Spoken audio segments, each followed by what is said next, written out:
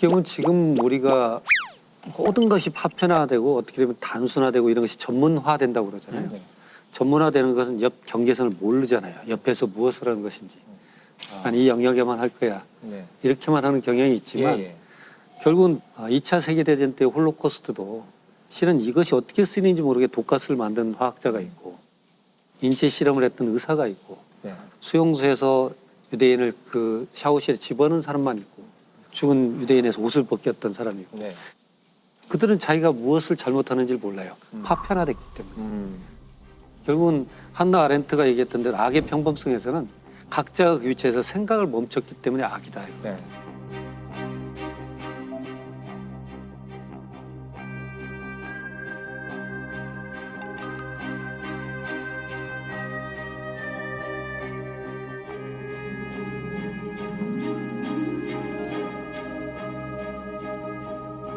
악은 참 평범한 거구나 이렇게 생각할 수 있잖아요. 그러니까 결국은 저희도 국가수 내에서 법과학부나 법생물학이나 이런 쪽은 주어진 샘플에 대한 DNA만 보내면 돼요.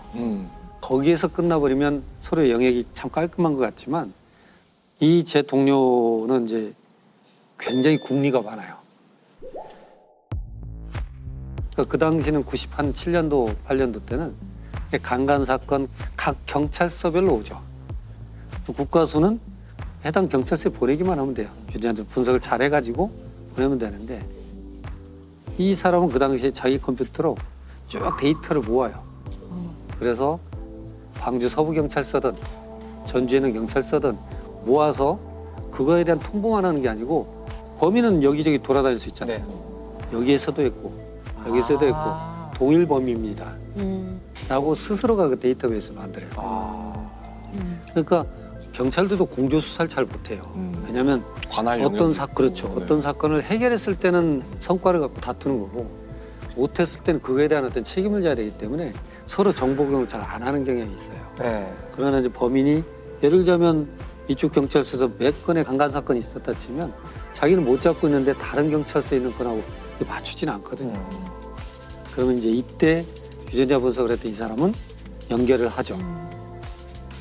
어떻게 보면 자기 영역에서 굳이 안 해도 될 일이지만 그러나 그것을 해야겠다라고 생각을 했고 많은 사건들을 풀었어요. 그러니까 저랑 처음 98년도 만날 때는 막 국가수 돌아서 15였어요. 한 6개월 정도 15생활 하잖아요, 공무원들은. 그 당시 광주 국가수는 굉장히 시골에 있었어요. 시골 분교. 폐교된 분교를 리모델링해서 쓰고 있어요. 그러니까 거기 있으면 완전한 문화생활이란 건 있을 수 없어요. 그냥 그 죽순 캐러 다니고 시간 나면 죽순이요? 왜냐면 뭐 할 수 있는 게 없으니까 죽순을 캐고 황소개구리를 잡고 황소개구리는 어떤 용도로 잡죠? 잡아서 드시는 말해도 거죠. 되나요? 잡아서 드시는 황소개구리 거죠. 그 당시에는 황소개구리 심각한 문제였어요. 그렇죠. 네, 맞아요. 잡아서 드시는 황소개구리 거죠. 멸종시킨 건 우리예요. 국가수에서 할 일이 없으니까 삼지창 만들어서 황소개구리 잡아서 외래종을 뜯어서 척결하시고 외세를 척결하시고 아니 근데 몇 마리나 드셨길래 전국의 황소개구리. 아니 일대는 울지 않아요. 황소개구리. 멸종된 게 아니라 무서워서 조용히 하고 있을 거니까. 그러니까 그런 정도로 아주 시골이에요. 거기에서 이제 그렇게 데이터베이스를 스스로 해가지고 사건들을 풀었던 거죠. 그렇게 해서 승진해서 대전 국가수로 발령이 나요. 대전 국가수에서는 어떤 일이 여러 가지가 있었지만 청주에서 모 식당 여종업원이 살해당한 사건이 있어요. 칼에 찔려 사망을 했는데 경찰은 단서가 없습니다. 지문도 없고. 근데 너무 단서가 없으니까 가서 이렇게 현장을 보다 보니까 아무것도 없는데 그대로 시간이 지났잖아요. 그러니까 좀 다 말라 비틀어져 있죠, 반찬이. 그중에 깍두기 하나가 베어먹은 자국이 있어요. 그 깍두기를 가지고 옵니다. 그래서 그 단면에서 DNA를 추출해요. 그러니까 이제는 뭔가 단서가 풀렸죠. 그래서 그 해당 경찰서에 주니까 난리가 났죠. 근데 문제는 뭐예요? 같은 사람을 데리고 와야죠. 그렇죠. 같은 이게 사람 누구의 DNA? 맞아야 되니까. 결국 또 대조해야 될 사람을 데려와야 될 큰 숙제가 또 하나 남는 거죠. 그렇게 미국에 빠져갑니다. 다시 형사가 찾아와요. 조남수 박사한테. 이게 이제 이 사람은 아까 궁리가 많다고 그랬잖아요.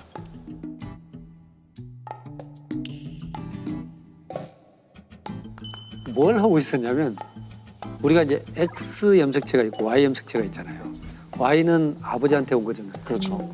그 Y 염색체가 부계 쪽인 거죠. 네. 그러니까 그동안 쭉 데이터가 들어온 걸 가지고 YSDR이라고 하는데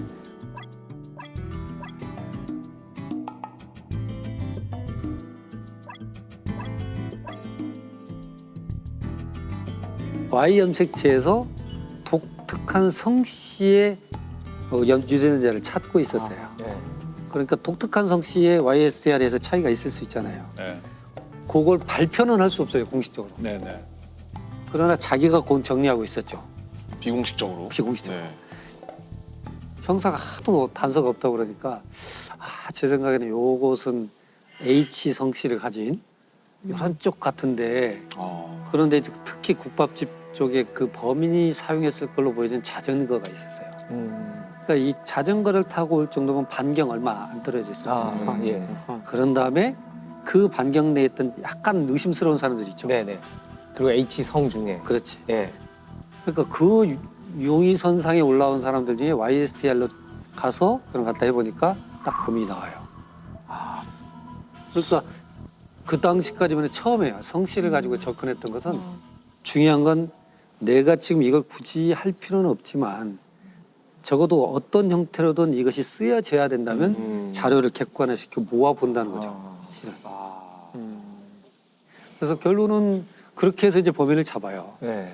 이게 전문 영역을 보면서 전문화는 깊게 들어갈 수도 있지만 이 일을 내가 왜 하고 있는가 하는 거죠. 결국은 사랑이라는 것은 우리가 서로가 동일한 시대를 살고 있고 동일한 고민을 갖고 있고 우리는 동일한 양심을 가지고 있고 하나의 사회를 형성하는 데 있어서 약속이 있잖아요. 네. 근데 그래서 나의 하는 일이 결국은 전체적인 윤곽 속에서 내가 봐야 되는 거예요.